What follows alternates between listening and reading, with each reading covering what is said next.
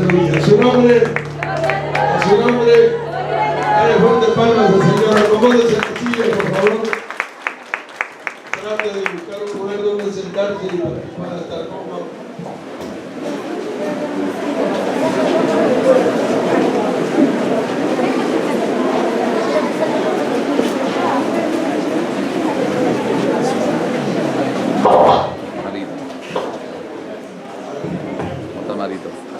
¿Cuántos quieren que Dios nos hable? ¿Cuántos quieren que Dios nos hable? Amén. ¿Cuántos quieren que Dios nos hable? A su nombre. Dale palmas al Señor, alóbalo. Vamos a ponernos de pie un momento en reverencia a la palabra de Dios. Libro de los Hebreos, capítulo 11. La palabra de Dios se lee con temor y temblor y dice así: en el nombre del Padre, del Hijo y del Espíritu Santo. Es pues la fe, la certeza de lo que se espera, la convicción de lo que no se ve, porque por ella alcanzaron buen testimonio los antiguos. Por la fe entendemos haber sido constituido el universo por la palabra de Dios, de modo que lo que se ve fue hecho de lo que no se veía. A su nombre, dele palmas al Señor. Póngase cómodo. Cuando siéntese, póngase cómodo. Padre Celestial, háblanos en esta noche, en el nombre de Jesús. ¿Qué es lo que dice la Biblia? La fe es ¿qué? La certeza de lo que se espera y la convicción de lo que no se ve. Existen dos tipos de fe. Existe una fe natural que tiene todo ser humano, con el que podemos creer por nuestra propia capacidad, limitada por los sentidos, lo que veo, lo que toco, lo que siento, o lo que puedo creer por mi propia naturaleza. Más allá de esa fe natural, hay una fe sobrenatural.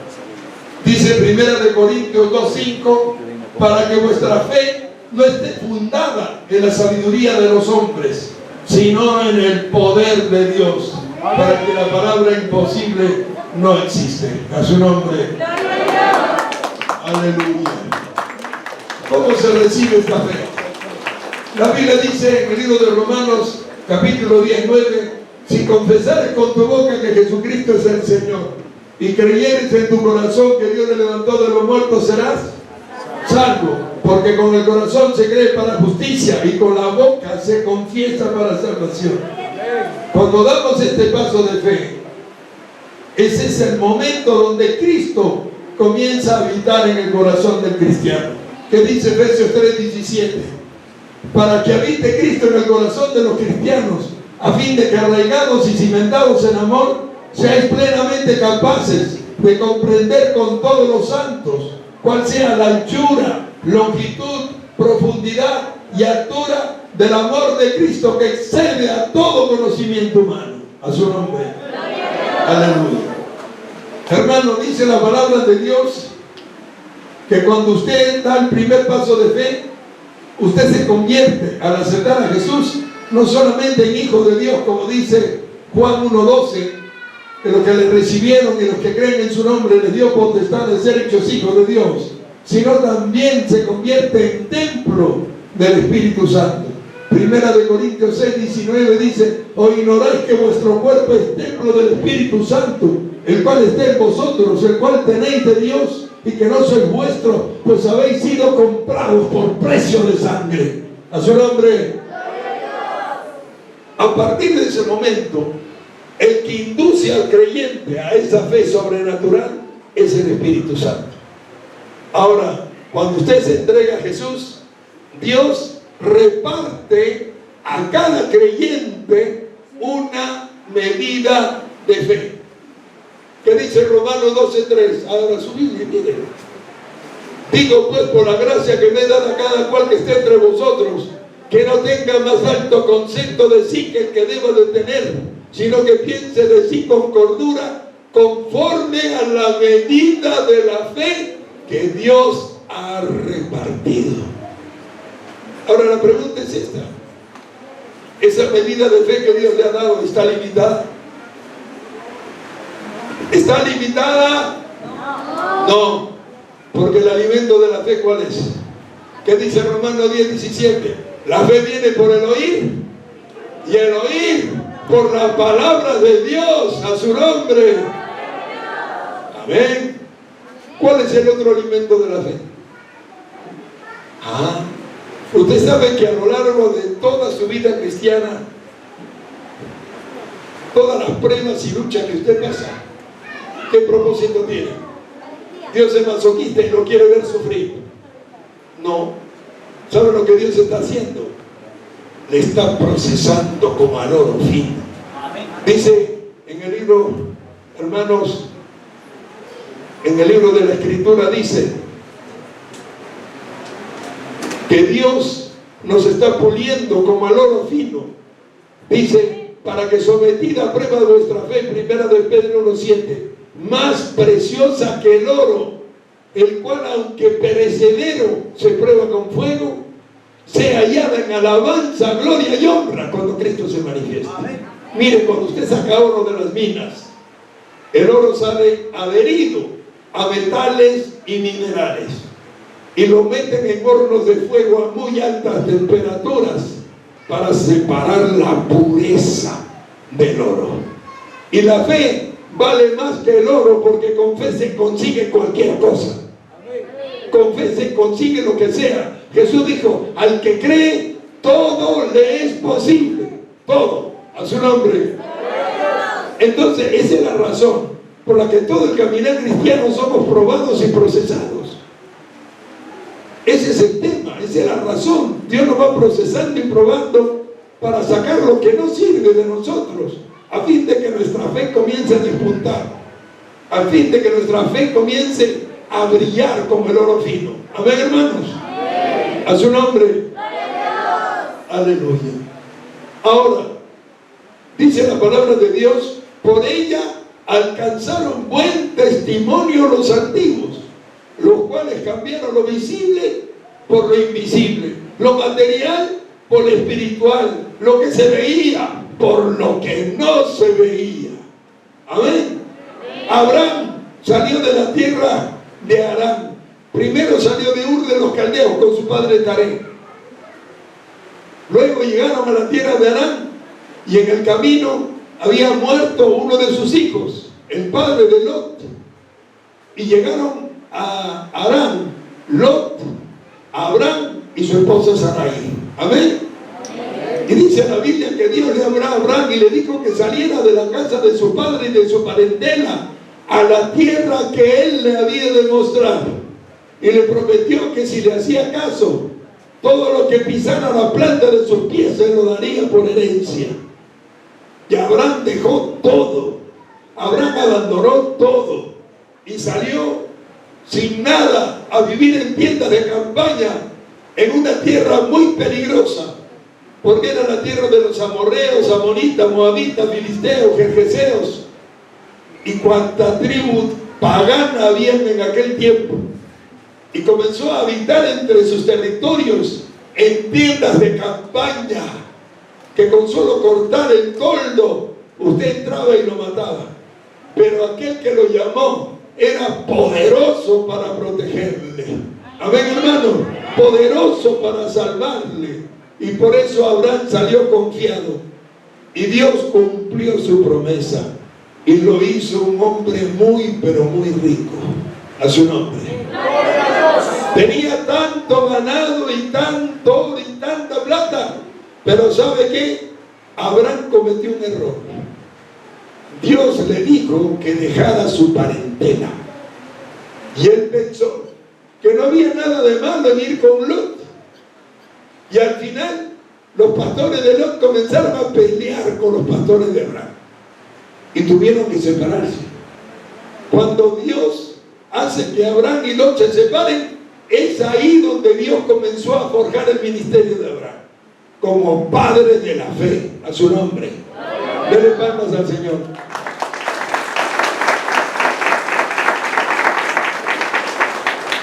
Ahora, En el verso 3, Hebreos 11:3, ¿qué dice?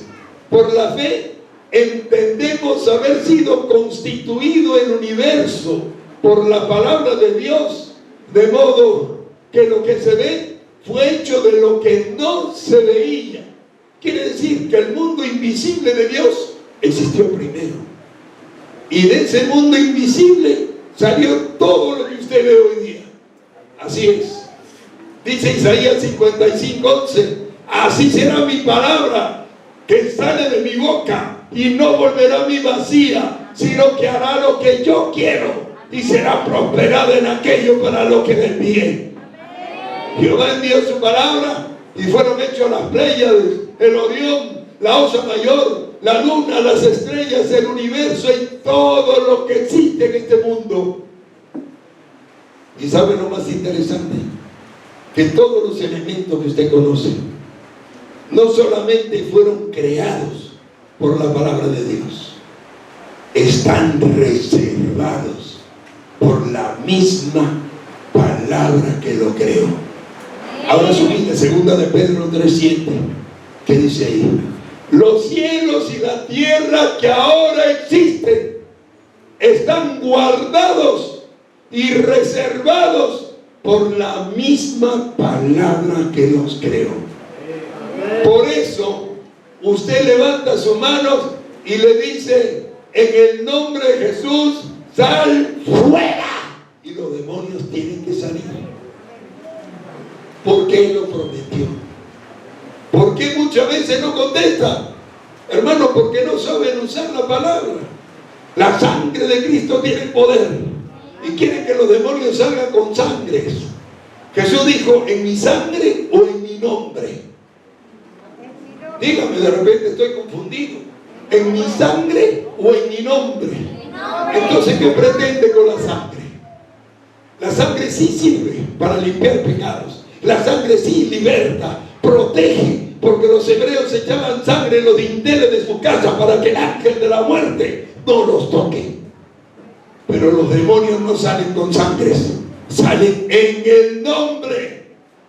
Y no salen con declaro y confieso, sino todo lo que atares en la tierra será atado en los cielos, y todo lo que desatares en la tierra será desatado en los cielos. Así saben. La Biblia dice: ¿cómo entrarás en la casa del hombre fuerte si primero no lo atas? A ver, dile al hombre fuerte: te declaro que está vencido. Y lo va a agarrar usted de los pies y lo va a tirar contra la pared. Usted primero lo ata. ¿Y sabe lo que hace? Te ato. O sea, o dice: sal fuera. Sí, los demonios salen, pero se quedan ahí. ¿Por qué? Porque usted no los ha enviado a ninguna parte. Mándelos al fondo del mar, al fondo del abismo, donde usted quiera, y quédense ahí, a su nombre. Vamos al Señor. Alábalo porque Él vive.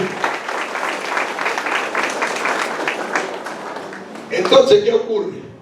Si todos los elementos fueron creados por la palabra y todos los elementos están guardados y reservados por esa palabra, de ahí proviene la autoridad. Amén. De ahí proviene ese poder maravilloso. Por favor, déselo a mi esposa. De ahí proviene ese poder maravilloso con el que nos da autoridad y potestad. Cuando Jesús de Nazaret fue crucificado en la cruz de Calvario, dice Colosenses 2:15, despojó a los principados y a las potestades, triunfando sobre ellos, exhibiéndolos públicamente en la cruz del Calvario. Y esa autoridad que le quitó a los demonios se la dieron a ustedes, porque Jesús dijo, Hechos 1:8, recibiréis poder cuando haya venido sobre vosotros el Espíritu Santo, y me seréis testigos en Jerusalén, en toda Judea, en Samaria y hasta lo último de la tierra. ¿Saben por qué los cristianos en las provincias, cuando ven el poder, hasta se asustan?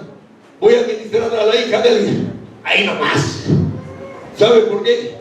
Porque creen que conocen a Dios. Si lo conocieran, sabían que la sangre y la carne no generan poder, que el único que lo tiene es Jesucristo. Y cuando Él se manifiesta, su nombre es glorificado. Alábalo porque Él vive. ¿Por qué tiembla? ¿Por qué se cae? ¿Por qué sopla? ¿Por qué no lee la Biblia? Juan 20:22. Y Jesús sopló y recibieron el poder del Espíritu Santo. ¿Qué dijo Juan 14:12? Los que crean en mí, las señales que yo hago, ¿qué dice? Las harán también, a su nombre, y aún mayores harán, porque yo voy al Padre. Léalo y arranque la página si no lo cree. Arránquela para que no diga lo que dice. Oiga, hermano, todo eso está en la palabra de Dios. Lo que tiene que aprender es a leerla más tiempo. A su nombre. De los palmas al Señor. Bendito sea Dios. ¿Qué es la sanidad? Un acto de fe, ¿o no? Amén. No es un acto de fe. Amén. Mire, le voy a enseñar algo. En Juan 14, perdón, en Hechos 14:9, el apóstol Pablo llega a una ciudad que se llama Listra. Y en Listra había muchos enfermos. Muchos.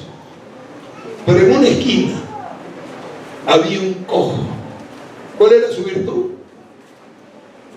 ¿Cuál era la virtud del cojo de Hechos 14:9? Dice que tenía ¿qué? Fe para ser sanado. Había un montón de enfermos, pero solo un cojo ahí tenía fe para ser sanado. ¿Y qué le dijo? Levántate y anda. En una. Y el cojo estaba más sano que yo. A su nombre. Gloria a Dios.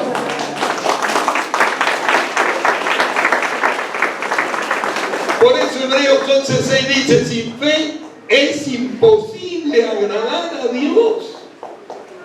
Hermano, esto es así. Sin fe es imposible agradar a Dios. La fe, escuche esto, es la columna vertebral del cristianismo. Sin fe usted no tiene nada.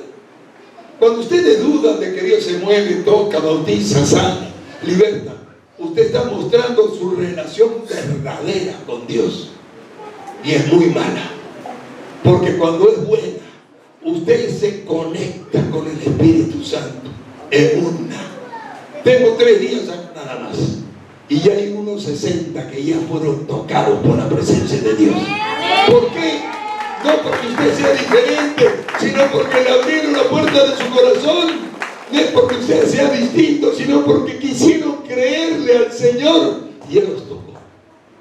Y hoy lo puede tocar a usted también. Amén. A su nombre. A su nombre. Le palmas al Señor. Mire, cuando se levantó ese cojo, hermano, la ciudad se alborotó. Sí, se alborotó. Y trajeron toros, guirnaldas, para alabar a Pablo y a Pablo y a Silas, que habían estado ahí, o me parece que ¿quién era? No me acuerdo, mami, ¿quiénes eran los que estaban ahí en Hechos 14:9? Bernabé y Pablo, ¿no? Pablo y Bernabé. Y les trajeron toros y guirnaldas, como diciendo: han descendido del cielo dioses. En la noche del primer día que vine acá, yo solo levanté mis dedos así, y la gente comenzó a caer. Al momento salieron corriendo como 30 y ya se habían amontonado acá. Hermano, la mano del predicador no sana. Lo que el predicador diga tampoco sirve. El que hace la obra es el Espíritu Santo. Usted no va correteando al pastor para que le ponga la mano, porque mi mano no sirve, ni yo mismo me puedo curar. Usted correteólo a Jesús para que el poder de Dios lo toque. Y Él usará a quien Él quiera. Si quiere a un niño, y un niño será el instrumento de Dios. A su nombre. Por eso le decía, la fe es la columna vertebral del cristianismo. ¿Qué dice? Segunda de Pedro 1:5, 6 y 7. Añadid. ¿Qué significa añadir? Agrégale. Añadid a vuestra fe, ¿qué? Virtud. A la virtud, conocimiento. Al conocimiento, dominio propio. Al dominio propio, paciencia. A la paciencia, piedad. A la piedad, afecto fraternal, porque si estas cosas están en vosotros y abundan, ¿qué dice? No os dejarán estar ociosos y sin fruto. El que practica tales cosas y afirma su vocación tendrá una amplia y generosa entrada en el reino de los cielos. Mire, la Biblia dice: si el justo con dificultad se salva, ¿a dónde aparecerá el impío y el pecador? Pero aquí le está dando una salida. Le está diciendo que si usted tiene todas estas cosas, tendrá una amplia y generosa entrada al reino de los cielos. ¿Dónde se inicia esta columna? En la fe, porque sin ella usted no tiene nada. ¿Cuáles son los alimentos de la fe para que esta crezca? Ya lo dijimos, Romanos 10:17. La fe viene por el oír, y el oír por la palabra de Dios. ¿Cuál es el otro alimento de la fe? Todas las experiencias que usted vive con Dios. ¿Quiere que se lo demuestre? Abra su Biblia en 1 Samuel 17:34. Había en Israel guerra entre Israel y los filisteos. Se encontraban en un valle, el valle de Ela, en Efes Damim, y ahí había un gigante de 3 metros, un hombre gigantesco y de guerra, entrenado desde niño para combatir, y venía e insultaba a los judíos. David, que era un pastor de ovejas, no era hombre de guerra, no había combatido, no era un hombre de pelea, era un muchacho tierno, simpático, joven, pequeño, que no se parecía en nada a un hombre de guerra. Y su papá Isaí lo mandó a llevarle queso y panes a sus hermanos, ahí a Efes Damim. Cuando David llegó, le entregó a su hermano los panes y los quesos que su padre mandó, y escuchó las arengas del gigante, que decía que si alguno se atrevía a pelear con él y lo vencía, los filisteos serían sus esclavos, y si ellos perdían, los hebreos servirían a los filisteos. Y levantaba su voz y arengaba a los hebreos horrible. ¿Sabe lo que dijo David? David escuchó eso y se indignó y dijo: ¿quién es este filisteo incircunciso que osa desafiar al Dios de los escuadrones de Israel? Y al momento fueron a buscar a Saúl. Saúl, ahí hay un hombre que está retando al gigante. Y se lo trajeron a Saúl. Y Saúl volvió y lo miró. Le dijo: ¿tú vas a pelear con el gigante? Sí, Señor, le dijo. ¿Y qué le contestó Saúl? Tú no puedes. ¿Cuántas veces usted mismo con su lengua se ata? ¿Qué voy a hacer? Ya no puedo. Oye, hermano, dice Romanos 10:17, segunda de Corintios 10:17, que no nos ha sobrevenido ninguna tentación que no sea humana. Ninguna tentación que no sea humana. ¿Está bien el texto? Segunda de Corintios 10:17.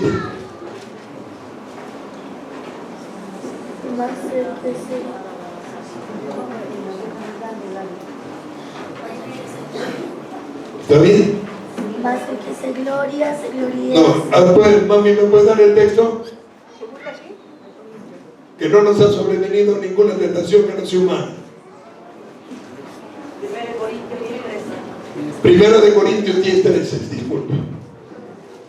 No nos ha sobrevenido ninguna prueba o tentación que no sea humana.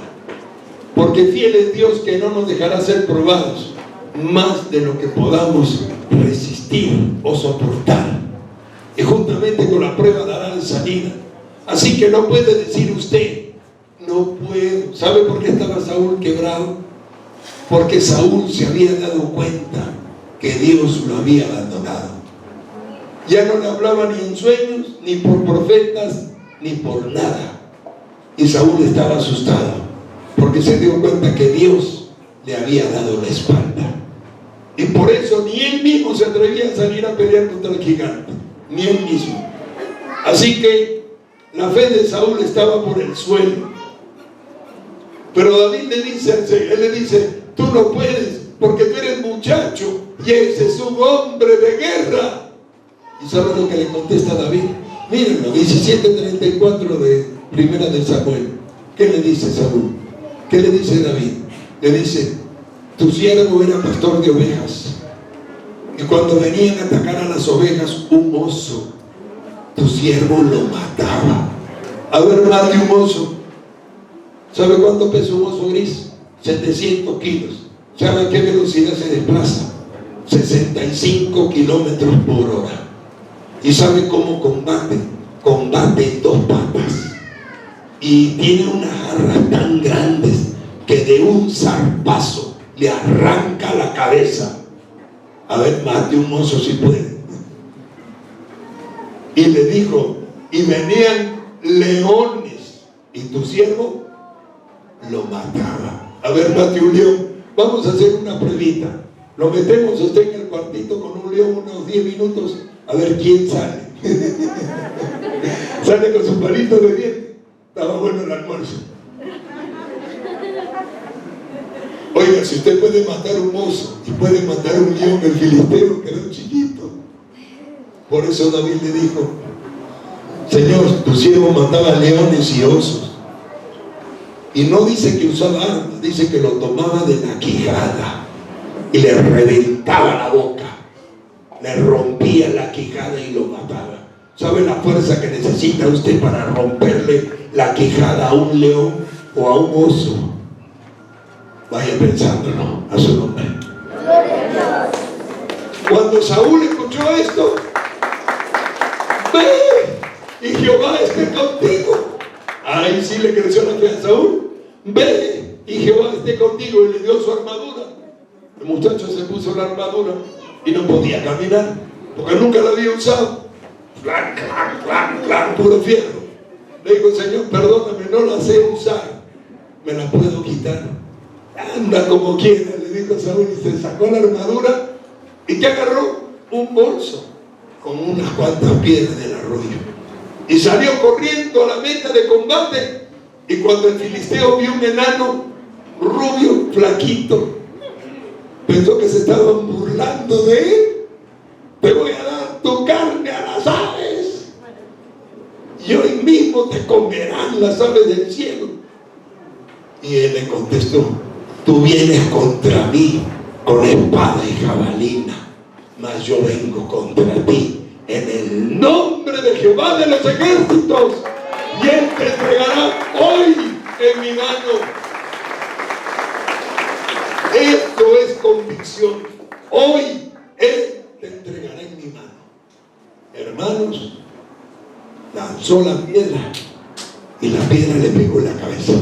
Aquí, porque la greda y los casos de combate tenían un fierro que le tapaba la nariz. La piedra tiene que haber entrado por este rincón. La piedra no lo mató, solo lo tiró al suelo. Y David corrió, sacó su propia espada y le voló la cabeza. Y se acabó el filisteo. Si usted puede matar un oso y puede matar un león, su fe tiene un nivel mucho más grande para cualquier otra cosa. Si usted puede conseguir una sanidad difícil, la próxima vez conseguirá una más grande. Si usted puede ver que Dios haga cosas grandes en su vida, su fe se hace más grande, porque la fe se escala peldaño por peldaño, victoria por victoria, porque Dios permite todas estas cosas para crecer en la fe de Cristo Jesús. Amén, iglesia. ¿A cuánto nos habló Dios en esta noche? Amén. ¿Y cuánto creemos que Dios va a hacer maravillas si nuestra fe es grande? Por eso necesitamos la fe. Le hago una pregunta. ¿Por qué Pablo se conectó con el cojo? ¿Por qué Jesús llegó al estanque de Bethesda? Dice que abajo había mudos, ciegos, sordos, paralíticos, cojos, ¿él fue por ellos? Creo que no. Se fue arriba por un solo hombre. ¿Por qué? Porque ese hombre tenía más de 40 años tirado ahí. Y en vez de irse a una iglesia a pedir limosna, estaba esperando la oportunidad de lograr arrastrarse hasta el estanque cuando el ángel moviera el agua. Algo prácticamente imposible, pero él estaba ahí. Y lo último que ese hombre perdió fue la esperanza. Cuando Jesús llegó ahí, ¿qué le dijo? ¿Quieres ser sano? Él contestó, no puedo. ¿Por qué? Porque siempre que quiero bajar al estanque, alguien me gana y baja antes que yo. ¿Pero qué hizo? Jesús le dijo, levanta tu camilla, toma tu camilla y vete a tu casa. Gloria a Dios. Y al momento se paró. Abajo había cantidad de enfermos y se quedaron tan enfermos como ellos estaban. Él fue por un solo hombre. ¿Por qué? Porque ese hombre tenía algo grande, una fe y una esperanza que no la perdió a través y a pesar de toda la adversidad que ese hombre vivía. A su nombre. Alábalo porque Él vive. Si usted se comporta hoy como ese día que Jesús visitó el estanque, si usted se comporta como ese David que vio a Dios matar un oso y un león con sus manos, no hay nada que usted no pueda conseguir. Amén. Amén. Cuando los hebreos le dijeron a Jesús, asustados y impresionados, como Jesús reprende una higuera y al instante la higuera se secó, Jesús le dijo, si tuvieras fe como un grano de mostaza, nada os sería imposible. Nada. Amén. Amén. ¿Cuántos van a despegar con esa fe esta noche? Amén. A su nombre. Denle palmas al Señor. Vamos a ponernos de pie.